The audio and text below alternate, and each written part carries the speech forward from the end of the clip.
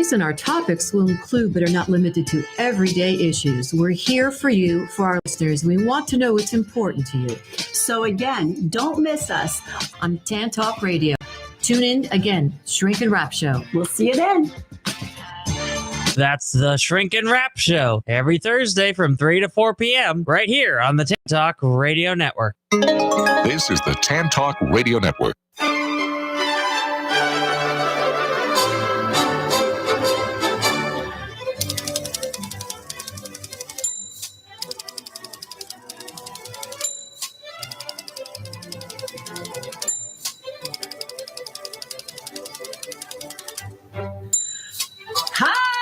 Hi, this is Patsy with a Z. Welcome to Joy on Paper, a program for writers and those who dream of writing, and for everyone who wants to know the story behind the book. And boy, oh boy, do we have a story to tell you about 2 books. And I am so thrilled. Here in the studio, I have Carol J. Perry, right where she was sitting, oh my goodness, over 9 years ago, for her first book. And she is now up to number 13. And for Carol J. Perry, who was born on Halloween Eve, number 13 is a lucky one because she is getting rave reviews for this book. Hi, Carol. Good morning, Patsy. It's a pleasure to be here again. Good morning. Well, I'm holding up to the camera the back of this wonderful magazine called Halloween Treats. And my goodness, one of your books is there. Right there, yeah. It's right there, and that's really exciting. And then you have the other book out today, which we are going to be talking about, and that's really exciting. So we're going to be talking about Now You See It in a minute. And meanwhile, we have somebody on the line. She's across the border. So this is an international program today, and I am so happy to welcome to Joy on Paper again, and she can come back anytime she wants, Hannah Mary McKinnon, also known as Holly Cassidy. Hi. Hi, Patsy. Hi, Carol. How are you both? Oh, hi, Holly. I'm so glad to meet you. Thank you. Thanks for having me, Patsy. It's such a delight to be here again. I love your other name, Holly. I think that's so cool. And, today we're talking to Carol J. Perry. She was, as I said, she was born on Halloween Eve. So her big series is Witch City Mysteries. And you have for the holidays, for Christmas, and so the release is today, getting everybody in the Christmas mood. We always like to get these holidays in early, and this one is called The Christmas Wager. That's right. Yep, it's my first rom-com. Well, it's my second romantic comedy, but my first under the brand new pseudonym Holly Cassidy. Yeah. Okay. Well, a beautiful cover. And it's a wonderful story. So this is always so exciting. It's nice always to have a holiday book. And so with this one, Carol, did you look at the cover? It's really cool. I not only looked at the cover, I read a little bit about it, and I'm now following the author. Oh. I so admire the romance writer. I attempted it myself, and I found I'm a better mystery writer than I am a romance writer. So I shall read yours for inspiration, and I'm very glad to meet you on the air. Oh, well, likewise. I was looking at your book too, and wow, you've been pretty prolific, Carol. It'll be in the Witch City series will be 10 years old next September. We'll have to have a birthday party for our Patsy. That's right. That's right. And my other series is the Haunted Haven series, and I have just turned in book 3 in that one, and that one takes place in Florida. It's quite a different ambiance, but a mystery and a little romance. And Carol was my first in-studio guest. Oh, that's amazing. I love that. That's 9.5 years ago. So it's really exciting. And she's done a lot in those years. And we're going to be talking a lot about that. But I wanted to talk today. Let's talk about The Christmas Wager. I thought the premise was so cute. It's exactly the kind of thing I love. So tell us the story behind that one. Sure, with pleasure. So it's a dual narrative, 2 point of view characters. And the story is Bella, a real estate hotshot who's living in LA, who's tasked with buying the building that houses an old and failing Christmas store called Always Noel in the sleepy little town of Maple Falls in Colorado. And she thinks, that's going to be easy. No problem. I can do that in my sleep. But when she gets there, she gets more than she bargained for in the shape of the shop owner's handsome, hunky electrician, Jesse, who tries to thwart her plans. And they end up in the Christmas wager, which involves the Maple Falls annual holiday game. So, lots of fun and mayhem and Christmas cheer.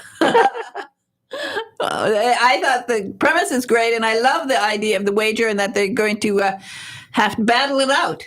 Yes, they do. They battle it out, and the annual Maple Falls holiday games are organized by the seniors club called the Meriatrics, and their fearless leader Gladys, who probably is a thriller lover because she's got a bit of a twisted mind. This was a very original, cute meet too. I loved the competition. Thank you. It was a lot of fun to do. It really was. It was fun to imagine these feats out in the snow of, there's baking competitions and a competition called Dead Snowman, where they have to basically decapitate snowmen with axes throwing at. It's quite ridiculous, but that's the whole fun. You get to be a bit. I don't know. I don't want to say silly because I don't want to make it sound ridiculous, but you just get to have some fun, and it was very different to writing thrillers. That's for sure. Well, of course, you've been here for your thrillers and The Revenge List. I must tell you, that is one of the books that I get the most comments from my listeners. They love that. As you know, I love also lists. And so it just played into the listener's idea of, something that everybody's thought about, a revenge list. Hopefully doesn't act upon, Patsy, really.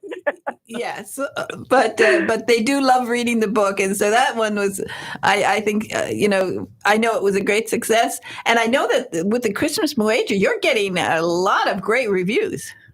Yeah, right now on Goodreads is my best rated book, which is lovely, and it really was a joy to write. It was fun. It was light. It was something. In between my thrillers, because they seem to be getting darker and darker with each one that I write. Next year's is particularly dark. So it's nice to have that balance. And I'm thrilled how it's landing. It's fantastic. Well, and of course, you're up there in Canada. Yeah. How's the weather up there? It's gorgeous. It's absolutely beautiful. It's, a couple of clouds in the sky, but it's lovely temperatures. The trees are turning, so it's a beautiful autumnal day. How about down there? Well, we've had a hot summer, haven't we? We have, yes. And today it's a little cooler, but it's kind of fake fall. It's going to be 90 again tomorrow. Well, it's a little cooler because this is usually happens when Carol comes to the studio.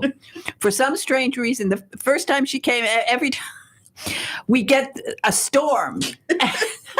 I mean, now, it's really sort of, the first time when it was absolutely gorgeous weather, and then she's coming to the studio, and suddenly we have thunderstorms and lightning, and the sky goes dark, and we're here to talk about Witch City Mysteries. And it was very ominous. That is odd. It is. And so today, it was also very sunny on my way up, and now it's sort of all overcast, and I'm waiting for the thunder and lightning to strike. So, Just wait a minute, it's coming. It's coming because she has a way with this Witch City Mystery series that, can you believe, up to 13 and number 13 in 10 years? That's pretty good, incredible. Huh? That's prolific. I'm seriously impressed. And she's got quite a. I can say this is. It's always very inspirational when an author starts writing later in life and can accomplish so much. So you're going to tell about my birthday. Well, I don't know if you Go want ahead. to say. I don't care. Go ahead. So how old are you going to be? Be the good Lord willing. Next month, I will be 90. 90 years old on Halloween Eve. She was born on Halloween Eve. In Salem. In Salem, Massachusetts. Now, could anything be more perfect? And I don't look 90. No, she doesn't. She looks gorgeous. I saw the pictures. I concur. You pick your parents really carefully. Well, congratulations on your upcoming birthday. That's Thank you. It's exciting. I can hardly believe it myself. But my grandchildren have decided I needed a 90th birthday party. So I'm inviting any local listeners and friends of Patsy. It's going to be October 28th at Walsingham Park. People in shelter number 8 from noon to 3. There will be food and cake. And Patsy said you can let her know if you're coming, so I'll be sure to have a big cake. Yeah, and you can fly down too. Wouldn't that be something? Wouldn't that be fun? Well, it's not quite cold enough for you snowbirds to start heading down here, but I'm so happy that, after we went through the pandemic and we had no snowbirds, and our economy was terrible because you Canadians spend a lot of money when you come down. Yes, that's very true. Yes, we do. It's been a while since I've been. 2019, I think, when we met, actually, Patsy, at VoucherCon. That was where we met. That was the last time I've been. So I'll have to put it on the list again. Yeah, absolutely. Because it's hard to believe that it's almost 2024. After we went through those pandemic-y years that sort of messed us all up. It did. It really did. First it was Blur's Day, then it was Blur's Week, and then it's Blur's Year. Yeah. So were you writing this new book during the pandemic or about that time, huh? The Christmas one? Yeah, the Christmas one. Yeah, I wrote it last year, actually. Last year? Yes, last year. And so we were coming towards the tail end of-ish, I guess. But I think it was really because of the pandemic, because I was home so much and really not doing anything, that I wrote 4 books in the last 2 years because, what else was I going to do? It's hard enough to go out in Canada in the cold weather, and then on top of it, when you're in pandemic-y mode and you have to wear a mask. Exactly. Yeah, it just seemed to work to think, okay, well, can't really do much else. I'll just sit home at work and work. I've got ideas. Let's go. So with the new characters, tell us a little bit about the new characters, because it's really a little bit more information about them, because I thought the idea of a real estate person going out to buy a building, it is. I can see how she was thinking, this is a real easy thing. Yeah. So Bella's in her late 20s, and she's very ambitious. She's very driven. Originally from Canada, from a very tiny town that I made up, and she's done with tiny towns. She's not a big fan of Christmas. Her dad walked out on her and her mum when she was 10, 3 weeks before Christmas. So it's not really her favorite time of year, and she doesn't like tiny towns. So when her boss gives her this assignment, go to Maple Falls and get me this building for a steal, and if you do, you get a promotion and you get a big bonus. She's intrigued and excited, but it's a tiny town. But she's really confident. Yeah, I can pull this off. The owners, the shop's failing. The owner's motivated to sell. I got this. So dare I say, she's a little bit cocky, getting there, thinking that she can pull this off, and and be on a plane the same evening or maybe the next day, until she meets Jesse. So Jesse's different to her in the sense that he loves Christmas. It's his favorite thing. He has a dog called Buddy from Elf, and he loves Christmas. He loves his small town. So they really are quite different. But there are a lot of similarities with them too. So, funnily enough, he's an electrician, and when I started writing the book, I said to my husband, who's an electrician, I'm going to make Jesse a hunky electrician just like you. And he looked at me and he started laughing. He said, yeah, whatever, stop it. And I did. So there's the inside scoop on Jesse for you. Oh, that's nice. I think husbands appreciate that kind of a comment. Yes, I think so. I'll be interested to see what he thinks when he reads it. Well, luckily it wasn't a cozy mystery and you would kill him off then. No. No, definitely not. Carol goes around killing a lot of people off. Every book she has to kill at least one person. It's a rule. I have to. But Yes. I did name my handsome detective hero after my son-in-law, Peter Mondello, who is actually a Gloucester fisherman. And his daughters are getting a big kick out of Daddy being the handsome detective. That's so fun. That must be so. And don't you just love these insider info bits that you can share? Yeah, I think I love it. I always like when a author will say, "Well, that really is my daughter I'm writing about." Well, I mean, C.J. Box does that.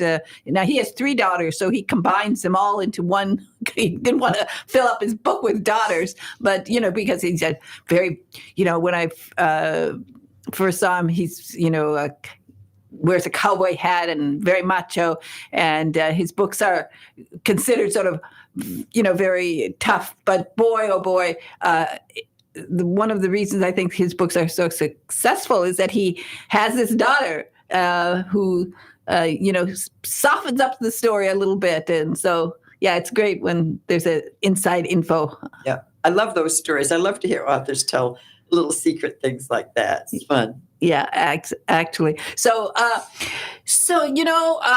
when you're writing, and now that everything is sort of calmed down, are you doing how are you doing your promotions for books nowadays? Carol? Yeah, and you. Let you take this one. Well, Carol just did a big convention here. I did. I went to the NINC, Novelists Incorporated, convention in St. Pete Beach, and it was just wonderful. It's my 3rd one, and they just get better and better. So I'm all inspired and full of inspiration and improvements.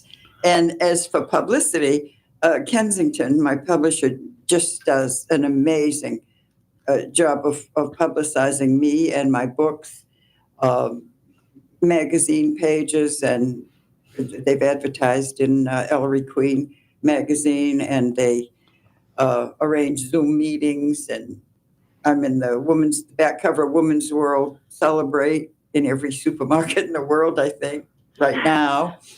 And it's just been a wonderful adventure to have my books recognized and my words appreciated, and being acquainted with other writers. It's just it's a wonderful life. It is. I mean, that's how we met at BoucherCon, and I remember just being so thrilled. Of course, you were at BoucherCon too, Carol and Hannah. Today you are Holly Cassidy. Where'd you come up with that name, Cassidy? Is that? It was funny because I was trying to go for a name with the initials HMM, Hannah Mary McKinnon. So I think I floated something like Holly May Morgan or something like that, so I could maybe try and tie it in with the logo or branding or whatever.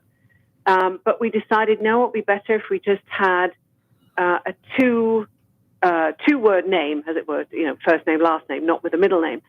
And I came up with the Holly, and Putnam Penguin Random House, my publishers, came up with Cassidy. And I loved it because Holly, very Christmassy, very festive. Cassidy actually means curly-headed. And if you've seen my author photo, you'll see why that works. And then HC is Happy Christmas. So it was just perfect. And I loved it. It's a great name. I thought it was a great name. So are you doing any events? Do you come down to the States sometimes to promote your books? Not in person, not for the past few years. No, I do a lot of online stuff actually. And what I find quite different with a Christmas book release versus a thriller book release is that there's a whole lot of stuff that goes on for the next couple of months right up until Christmas. Whereas with a thriller, it would be there's a lot going on, say in pub months, and then the few weeks after, and then it tapers off. But with the holiday books, actually, it's going to be ramping up towards Christmas because some people aren't quite ready to read a Christmas book just yet. We have of course other holidays in between and whatnot. Halloween being one of them. So I do have some online events that are going on. If anyone wants to see what I'm up to, then that's on hollycassidyauthor.com. Yeah, that's what I was going to ask. So you have your own website for that, hollycassidy.com. No, hollycassidyauthor.com. hollycassidyauthor.com. Yeah. Okay. And the name of the book is The Christmas Wager. It's a wonderful premise. I think a great idea. And people, you can get this book and discover some of the challenges that Holly came out with, which is always so much fun when you're an author and you have to come out with really creative things. I have a feeling that everybody's going to really enjoy finding out what exactly the challenges are. Thank you. I hope so. Okay. Well, today is the release date, so everybody, you can get it. It's online, and I'm so happy that you could join us today, and we can talk about this book, The Christmas Wager. And when's the next book coming out? Next thriller? So the next thriller will be July 2024. It's called Only One Survives. And it's about the rise and violent demise of the all-female pop rock group called the Bittersweet. Okay, well, I'm looking forward to that one. So you keep busy. I know, it's going to get cold up there in Ontario, and it's going to have quite a few months of snow. Yeah. So you'll be writing a lot more, and it's really always so much fun to talk to you. And everybody, get this book. It's called The Christmas Wager by Holly Cassidy, and you will love it. And thank you again for being on Joy on Paper today.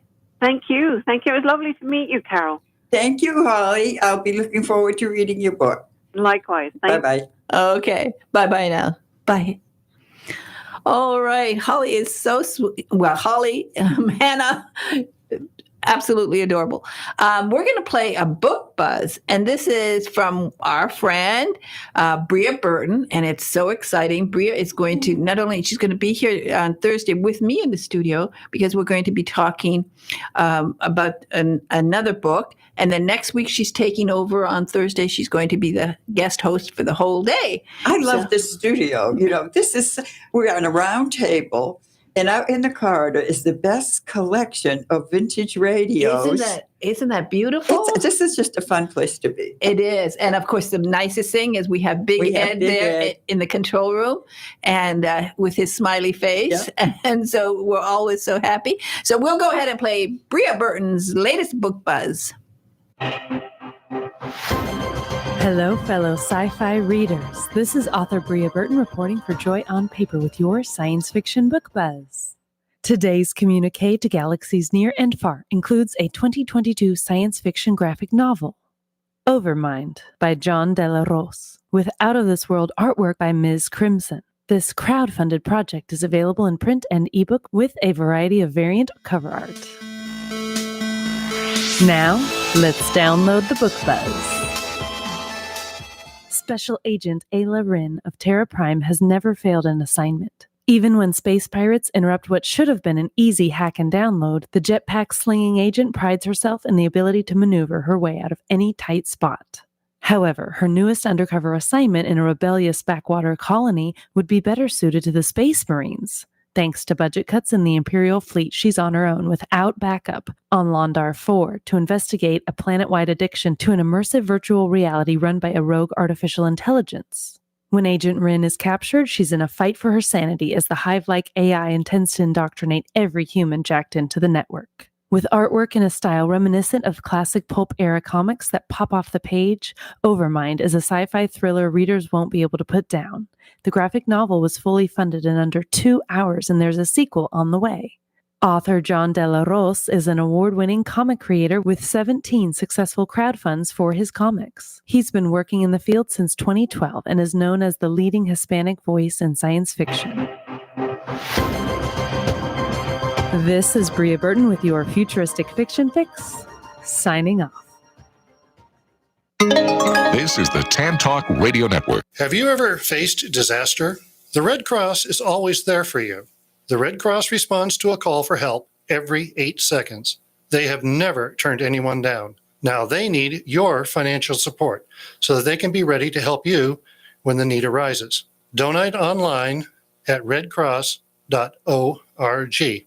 Thank you. Are you an author, an artist, an inventor? Then you need to protect your valuable intellectual property. You need Larson & Larson. We have the experience and knowledge to help you with all of your legal needs, from processing trademark, copyright, or patent applications to negotiating licensing agreements and handling litigation. The attorneys at Larson & Larson in Largo, Florida can help protect you. Call us today for a no-cost consultation at 727-546-0660 or visit our website at larsonpatentlaw.com.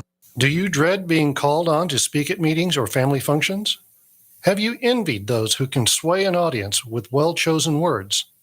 Do you know that people who speak well earn more money, earn more rewarding careers?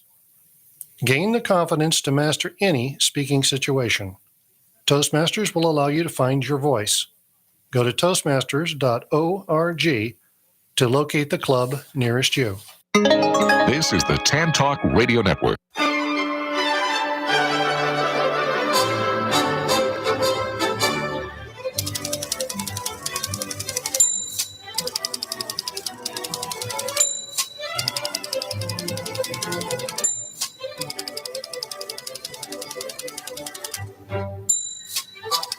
Hi, this is Patsy with a Z, and I am back, and I am here in the studio with Carol J. Perry, and we are celebrating the release of 2 books.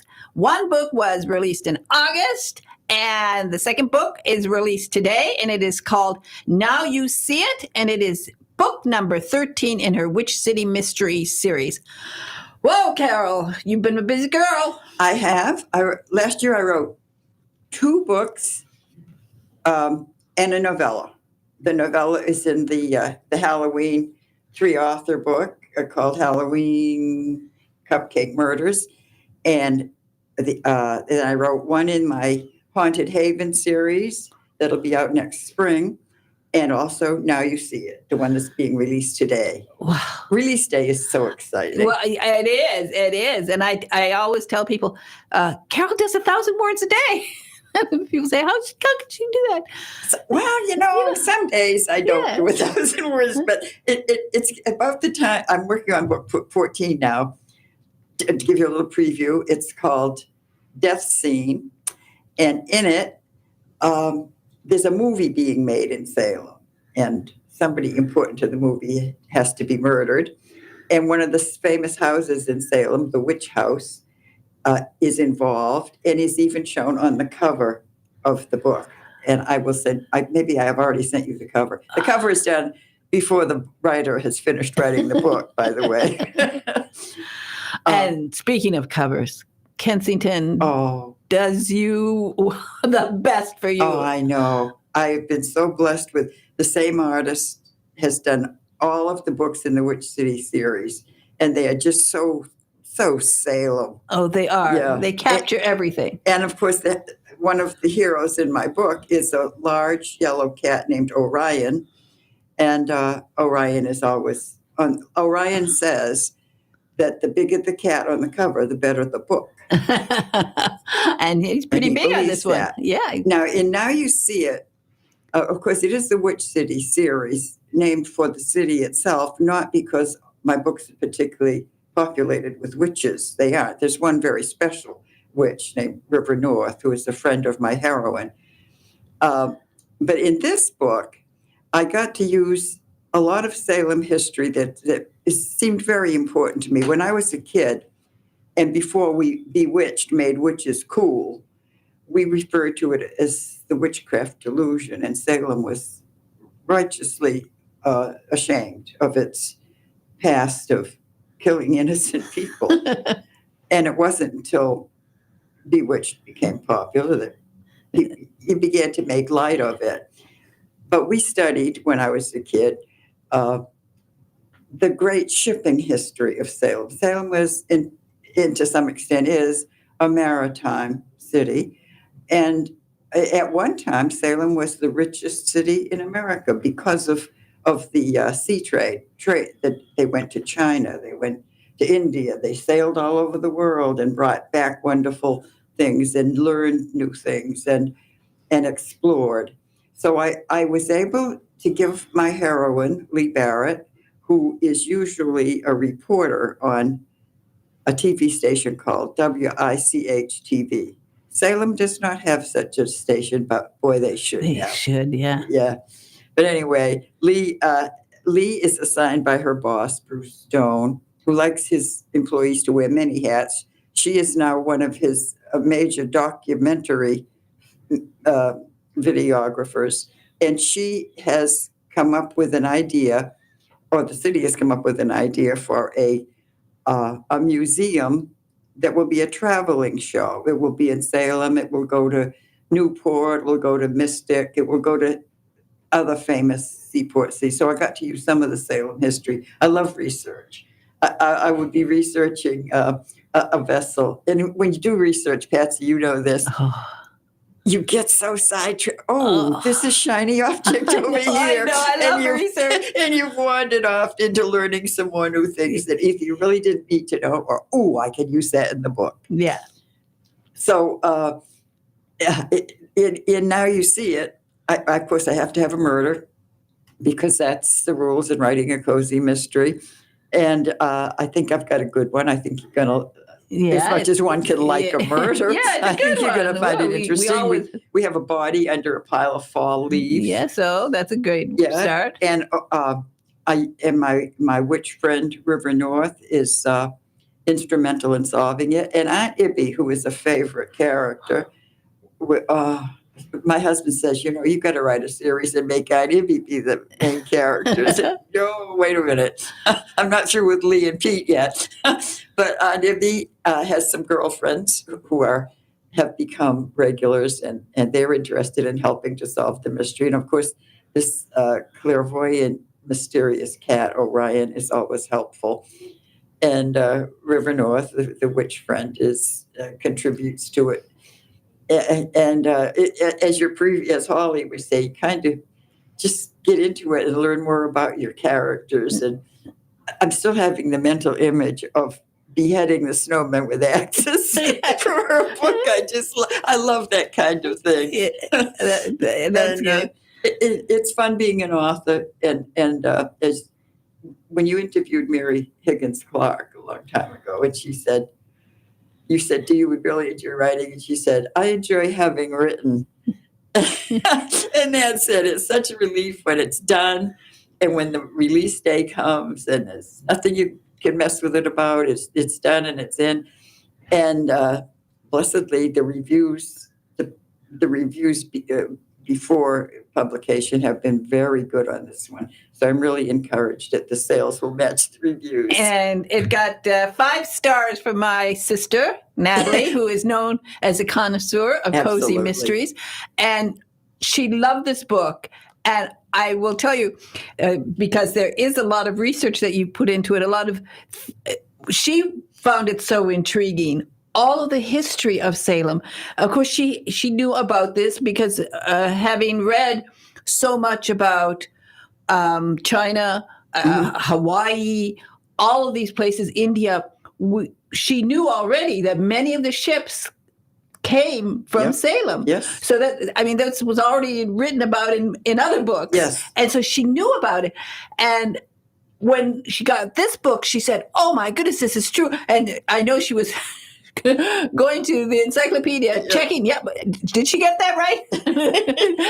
and she got lost too. I mean, she actually, with the book, then she spent a couple of days researching your research. It's surprising how many readers do that. And you have to be really careful not to make mistakes because I had mentioned in one of the earlier books, a forsythia bush, and I immediately got at least 3 comments. They don't grow in March. They won't bloom until whatever it was. And I also have to be, Aunt Ibby serves wine with a lot of her meals. And I'm not the wine expert that Aunt Ibby is supposed to be. And I got one on, I think it was book 12. And they said, you would not serve that chilled. oh, now I'm going to have to research the darn wine before I pick one to go with the meal. So yeah, readers are very perceptive, and it's a good thing they are. And I love that about it. Exactly. And speaking of Aunt Ibby does steal the show often.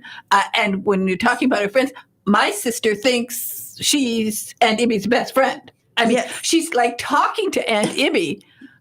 I mean, I told you this, that in the middle of the night, she's telling. Good. I mean, in the middle of the night, she woke up once, and I mean, she knew who the actress was who should play Aunt Ibby. She said, she woke up in the middle of the night. I heard her, and I go in there and I say, what, and she said, I'm talking to Aunt Ibby.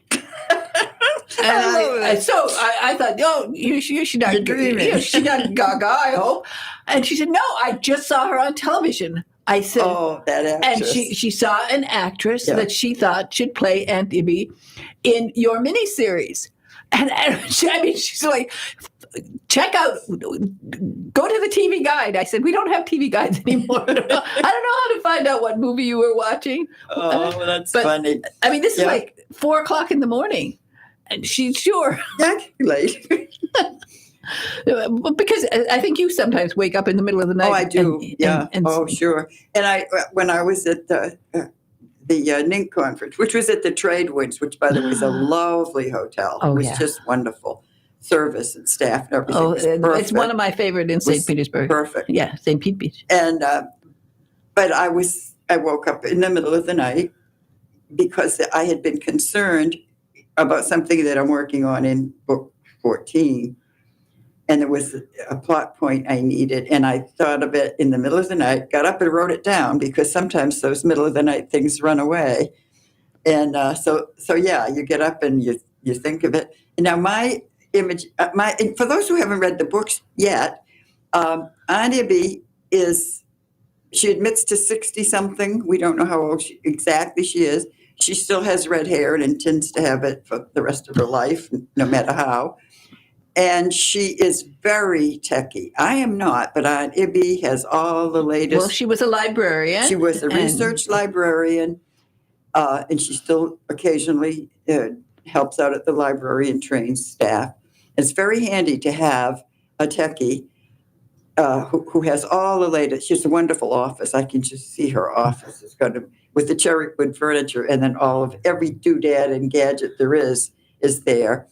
And of course, my heroine uses that to advantage. I have to check with grandchildren to make sure Aunt Ibby is right and that sort of thing. But I see Sharon Gless, who is kind of a glamorous 60-something, very well dressed, very smart, and I see Sharon Gless. Yeah, I agree. Yeah. And speaking of cherry wood furniture, one of the things that I love, and I think so many of the other listeners who have read your books, and Natalie certainly has mentioned, how you describe furniture in general, how you take us into the rooms that you're describing. Mm-hmm. You are really great at that. So we actually visualize them. And one of the reasons is you have a little bit of background in furniture.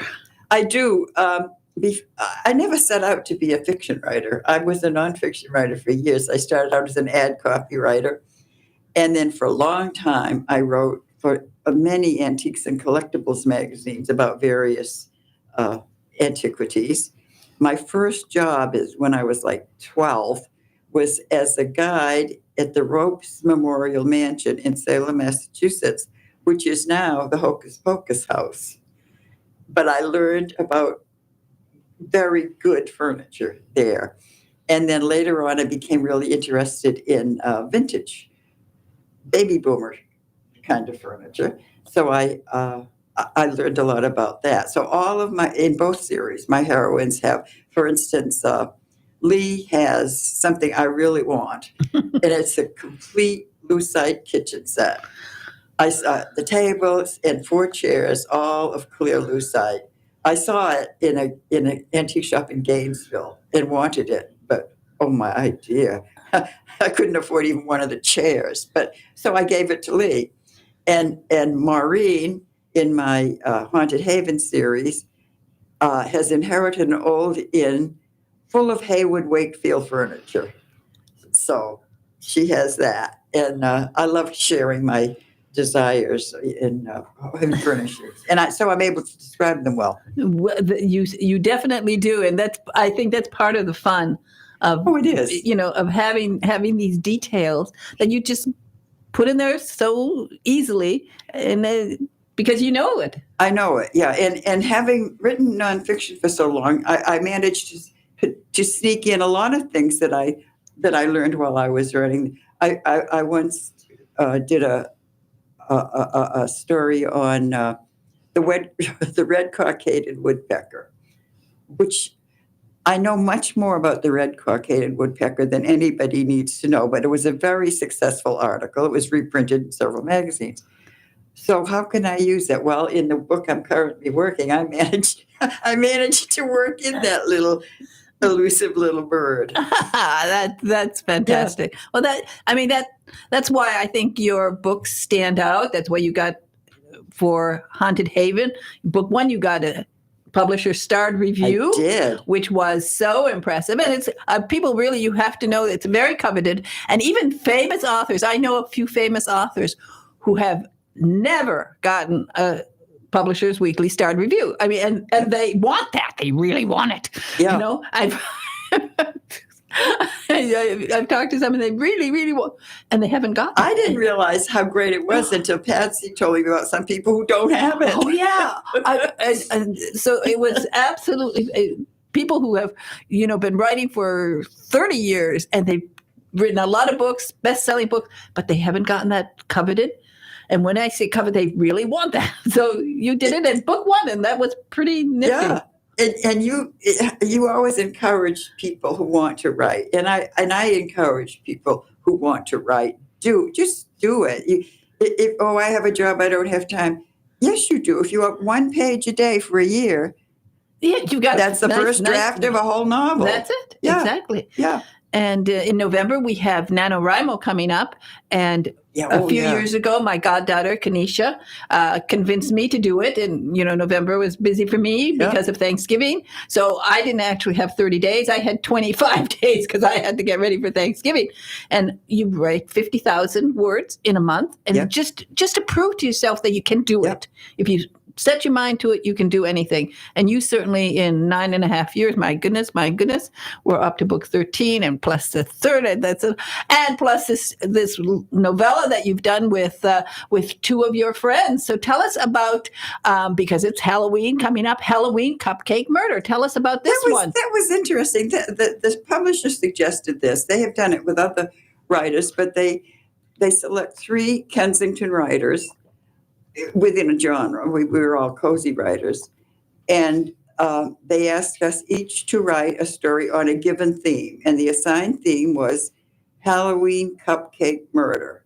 So that's all we had. We didn't know each other. We had not read each other's. I happen to have read some of Carlene's, but Carlene O'Connor, Liz Ireland, and I were given this assignment.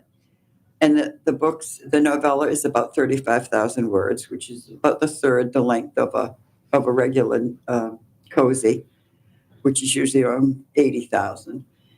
And so we each, only knowing that it had to be about Halloween, it had to be about cupcakes, and it had to be a murder.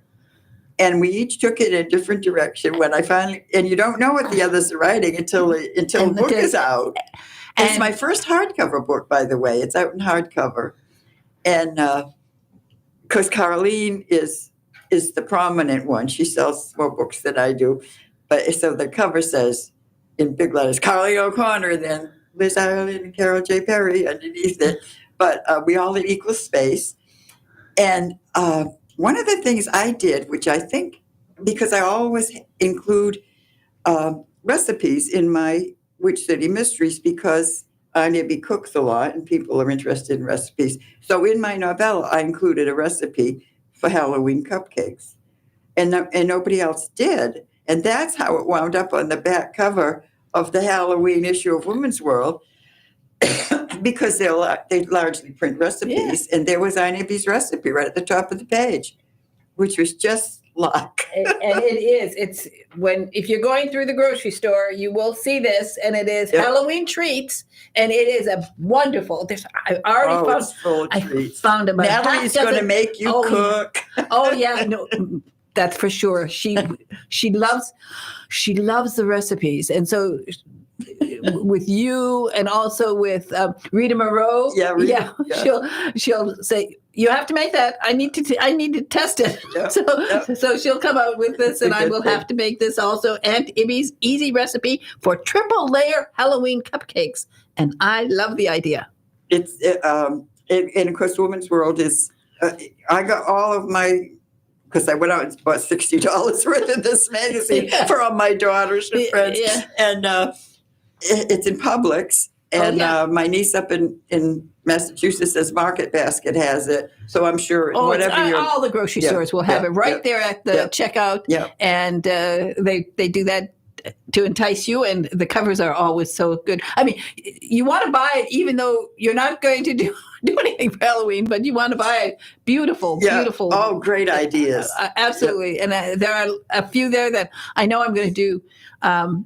I'm just going to do them for people because I have to. Of course. Now that I've seen them, it's absolutely fantastic. And that you're on the back, that's a big thing to be on the back cover. What a surprise. What a joy. That is a joy. Oh, I wanted to tell you that one of the events I went to at NINC was about the joy, about keeping your joy in writing. So I went to it just because I wanted to tell you about it. And I have my notes, and I'll give you the name of the person who presented it, because it was because some people do lose their joy or have disappointment in the writing journey about rejections and that sort of thing. Yeah, that happens, but you have to keep it up.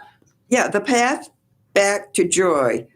And the speaker was Sarah with 2 R's, Cannon. Sarah Cannon. She's a very successful indie author. Well, I'm going to invite Sarah. Anybody who likes She wrote joy? Heart Breathing. Okay, I'm going to invite her, and she'll be on here. Yeah, because obviously you have found certainly have found the joy on paper that I talk about. Yes. This disappointment, no doubt. Yeah, sure. And this the days when you've written, and then you look at it one day and say, "This doesn't work," and you delete. But fortunately, Patsy, I don't know if I told you this, I never did learn to type. I never took typing in school.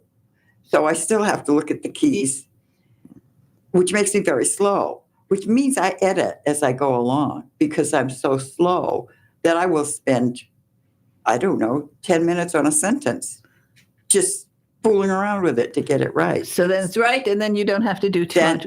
I don't have to do lots and lots. Well, that's what Mary Higgins Clark, at the end, she told me in the beginning, of course, there would be times when she'd have to change things, fix it. Mm-hmm. But by the last, 10 books or so, she said every chapter, she'd finish a chapter, it would be exactly as she wanted it. She'd go on to the next chapter. And by the end of the book, that was it. Yep. And she could send it in, and the editor there would say, "Oh, it's perfect, Mary." And Mary would say, "Yeah, I know it. I did it." Yeah, I when I turn mine in, it's pretty much the way it's going to be. Yeah. But that's from being slow and deliberate and as she said. Yeah. I miss her. Oh, I do too. I do too. I love hearing her. There are days, and I have this with certain books that I just have them. I have some of her books on my table nearby, and I'll just pick it up, and it's like an old friend. I feel her, and I know.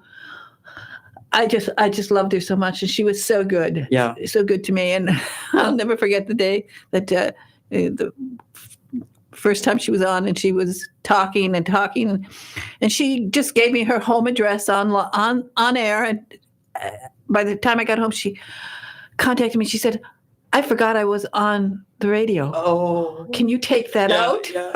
I said, "I'll take that out." Yeah, of course. Oh my goodness, I gave my. Yeah. So after that, once I got a private call from her, and then I had her number, and so we talked sometime off the air. It's something else. You have to invite me back. Something else wonderful happened. I'll try to tell it fast because I know we're almost out of time. I've told you before that what set me on my writing path was 2 books I read back to back in the 7th grade. I knew I wanted to be in advertising. I read A Star for Ginny, which was Phyllis Whitney's second book. And in that book, Ginny got a job with an advertising agency as an artist. And the second book was called Natalie Enters Advertising. For years, I looked for that book. And just recently, a woman who was interviewing me for, I'll think of the name of the magazine in a minute, but she said, "Is this the book you're looking for?" And it was Nathalie, Nath. And it was the book. And I now own the original hardcover copies of both The Star for Ginny and Nathalie Enters Advertising. So that's such an example of what books can do. And that's why it's so important that you encourage young people to read. And this is one of course, I was reading so early in my life. People ask me, how did you start? And I actually can't remember not reading. Yeah. I was reading at 2. I know I was reading words at 2. And like Beatrix Potter, I was reading entire books by the time I was 3. And at the age of 5, I was reading my mother's Perry Mason. She loved Perry Mason books, the paperbacks. And at 5, I read my first one. You have to give kids books. You have to make them available. There's no excuse for it. And you have to take them off of these devices because that is not going to inspire them. Oh, it's going to kill. It's going to be like smoking was to our generation. It is. They'll figure it out that it's killing you. Yeah, you have to just take the kids outside under a tree with a book, take them to the botanical gardens, take them to the mountain, take them out and take away those. And you writers for children, you influence lives. Yes. Oh, you do. Yes, you do. Very much. Absolutely. Yeah.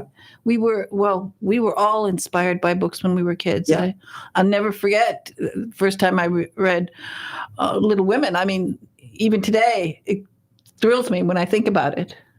In my new Haunted Haven book, this is something it hasn't come out yet, but there are 4 kittens named Beth, Joe, Amy. Oh, that's fantastic. Yeah. Oh, that's fantastic. Okay. I love my cats. I know you do. And of course, we love Orion. Orion is the best cat. Absolutely wonderful. And has his own fan base. He does, and he has his own newsletter. That's right. I was going to say he writes his own newsletter because you're too busy. That's right. You're a busy person. He types even more slowly than I do. And he's going to come out with a newsletter, I think, in the coming weeks because we have to talk about the birthday. Yeah. Again, remind everybody when it is. My birthday party is at Walsingham Park in number 8, October 28th from noon to 3. And if you've got kids, bring them. We have bounce houses for the kids. Whoa! And we have food to eat, and we have cupcakes, and we also have a gluten-free birthday cake. Because gluten-free. I'm gluten-free. You're gluten-free now. Okay. Yep. All right. Well, again, thank you so much, Carol J. Perry, for being here on Joy on Paper. Her new book is out today. Now you see it. And hold it up to the camera. People get it. It's going to be wonderful. And then, of course, also for Halloween, you want to get the Carlene O'Connor, Liz Ireland, Carol J. Perry, Halloween Cupcake Murder. And get this magazine, and you have the recipe on the back. Anyway, thank you so much. And I will say something nice to Big Ed in the control room. Thank you, Big Ed. You got us all organized. And he saluted me. He saluted Carol. I should have been a general, and you could have been an admiral because you come from a seafaring. I do. Okay. Bye-bye now, everybody. Say something nice to somebody. Bye-bye.